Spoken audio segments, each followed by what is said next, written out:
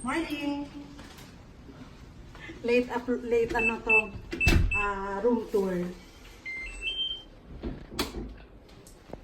Ito yung restroom.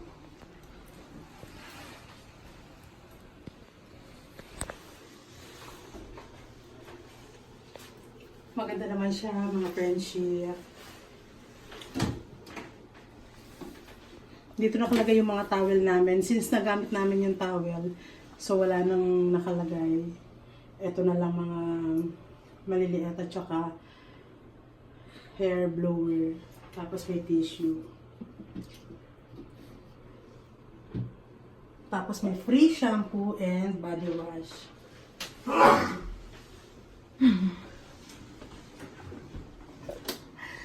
Ito yung room namin.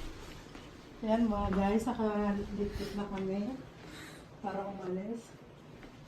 Guys, ito yung neighborhood namin. Ito yung neighborhood namin. Parang si Sarah Hieronimo lang. Excuse me. Di ba mahilig sila sa mga rooftop? Ganda-ganda.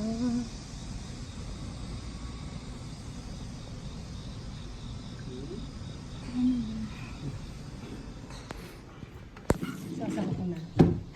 Kasi mainit. So dito kami ni Daddy nakahiga. Dito namin nilalagay yung mga small things namin, mga medicine. Dito namin nilagay.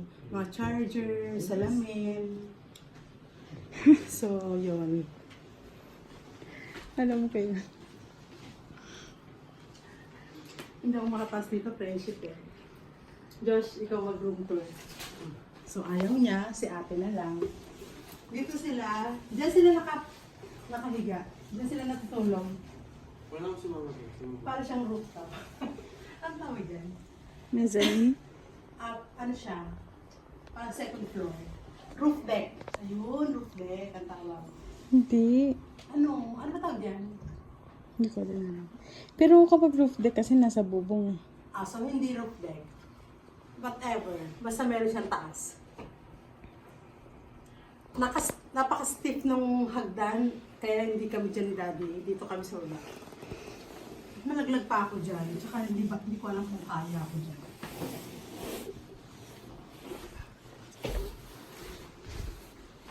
Tapos, eto naman yung kitchen. Kitchen namin.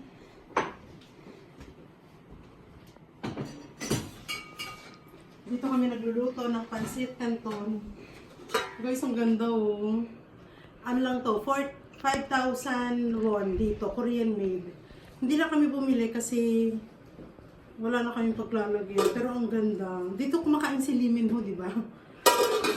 Ng pansit canton. Tapos dito niya nilalagay yung pansit. Dito siya kumakain sa takip.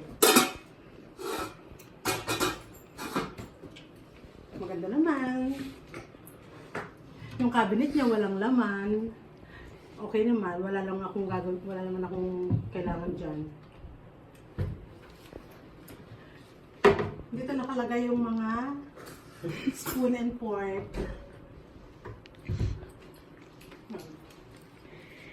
Yun lang guys. Bye!